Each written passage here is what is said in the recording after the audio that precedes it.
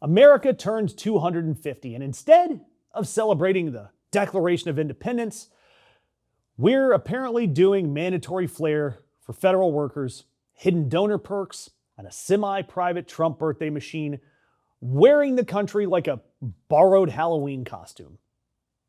Yet there are some people and some organizations that are trying to do this the right way. And that's where the confusion comes in. We have America 250 versus Freedom 250, and it's important to note the difference. So let's talk about these two different parties, because the names are intentionally close enough to confuse the hell out of you and me. America 250, it's the real civic anniversary organization. It traces back to Congress creating the U.S. Semi-Quincentennial Commission back in 2016. It's presented as nonpartisan. It has bipartisan co-chairs and congressional involvement. It's the boring civics version, which is kind of how it should be. Clipboards, committees, logos that look like they were approved by 9 people all named Susan or Ed. Fine. That's how public celebrations usually work. And frankly, they've come up with a pretty good public celebration of their own. Over in LA, they're going to have a massive block party and the Smashing Pumpkins are going to play. But then you have Trump's version, Freedom 250, tied to his White House Task Force 250. And he created that task force by executive order, naming himself the chair with J.D. Vance as the vice chair. And it's housed through the federal government and tangled inseparably from the 250th anniversary and the Freedom 250 operation. And that is where the weirdness starts stacking up. You have these complex and vague public-private partnerships, donor concerns, official-looking events but with Trump branding and licensing deals that probably get back to his family. There's a weird donor access structure that has senators asking whether the nation's birthday is actually being used to sell proximity to power. He had Senators Adam Schiff, Elizabeth Warren, and Sheldon Whitehouse, among others, demanding answers after seeing reporting that high-dollar sponsorship packages could include exclusive access around official events. These receptions, photo ops, and ceremonial roles. When million-dollar anniversary packages start brushing up against access in government events, this celebration starts doing a lot of unpaid labor for the Trump regime.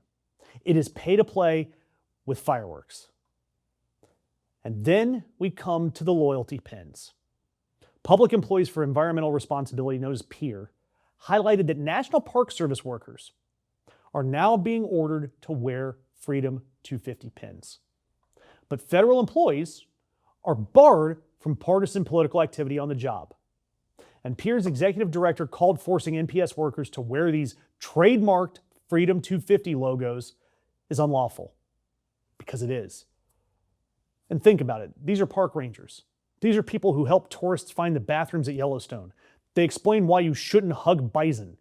And they keep the Grand Canyon from becoming another Instagram casualty ward. And those people are now being branded with Trump-centric logos. They're not campaign workers. They're federal employees. They work for the public, not for Trump's ego.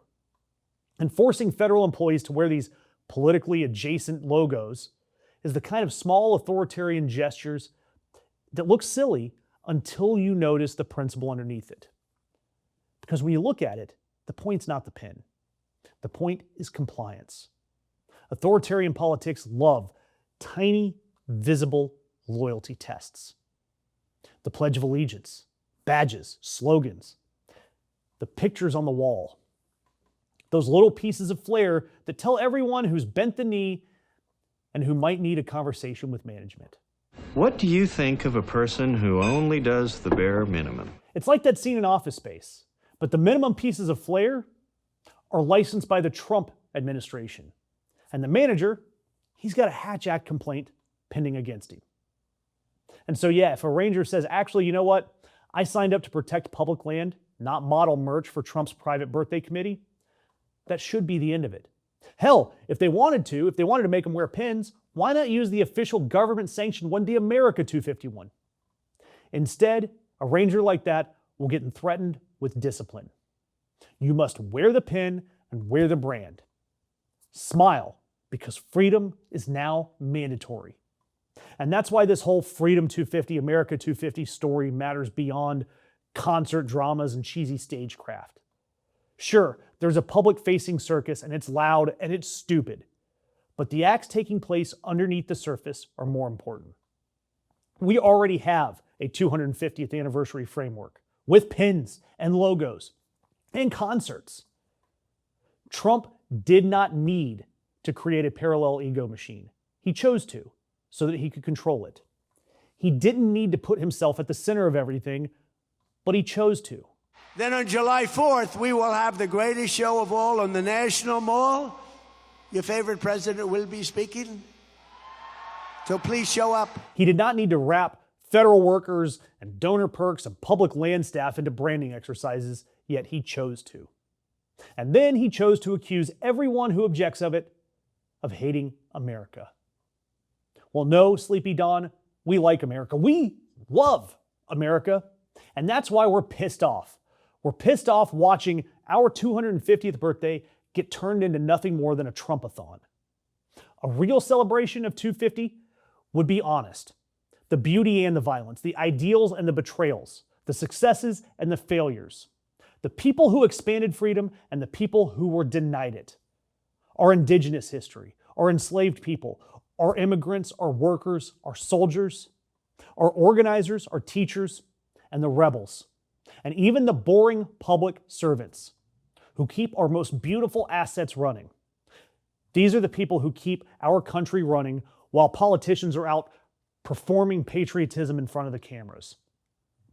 But Donald Trump can't handle an honest story because that would mean the spotlight is not on him every second. So instead, we get the crappy Freedom 250 pins, donor access questions, cage fight patriotism, and a president who treats the national anniversary like a cheesy-ass gift shop.